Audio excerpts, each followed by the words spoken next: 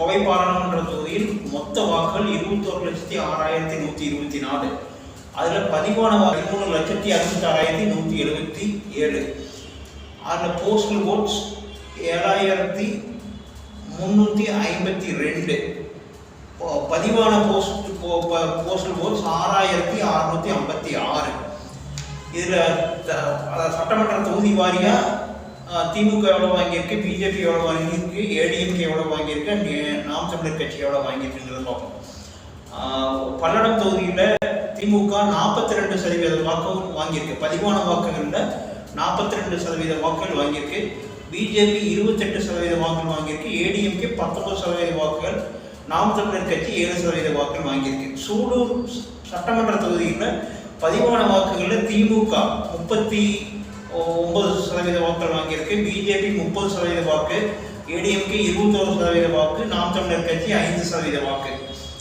கவுண்டம்பாளையம் சட்டமன்ற தொகுதியில் பதிவான வாக்குகள் 41% டிஎம்கே, பிஜேபி 33% வாக்கு, ஏடிஎம்கே 16% வாக்கு, நாம் தமிழர் கட்சி 6% வாக்கு.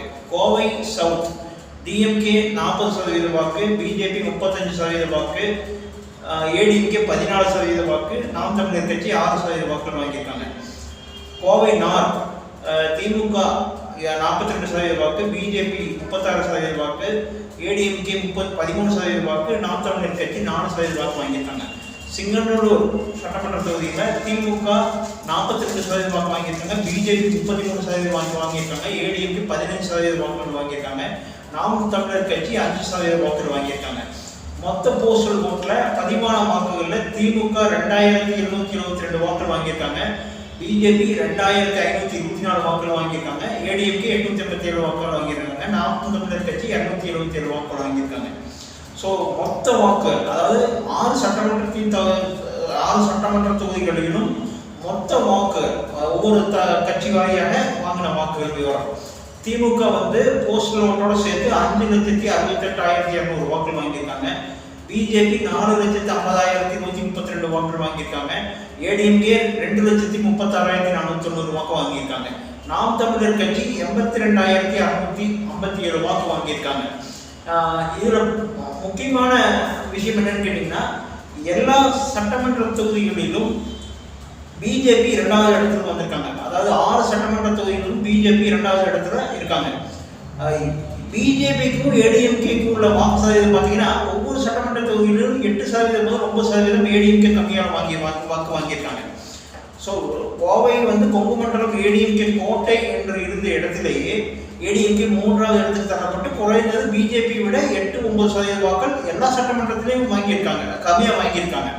இன்னொரு முக்கியமான விஷயம் என்னன்னா, இதுவரைக்கும் தமிழக பாஜகவில் போட்டியிட்ட தொகுதிகளில் எந்த தேர்தலிலுமே ஒரு தனி வேட்பாளர் 4,50,000 வாக்குகள் வாங்கினதே கிடையாது. மேக்சிமம் வாக்கு இந்த டைம்ல அண்ணாமலை அவர்கள் கோவை பாராளுமன்ற தொகுதியிலிருந்து வாங்கியிருக்கார்.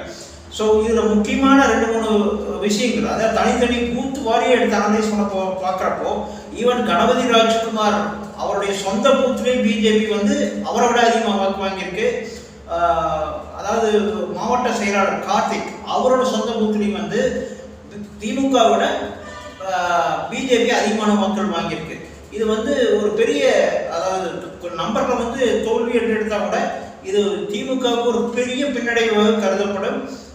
அடுத்த ஒரு கட்டத்துக்கு பிஜேபி வந்துருச்சு அப்படிங்கிறது மிக முக்கியமான ஒரு இண்டிகேஷனை கொடுக்குது. நம்பர் 1.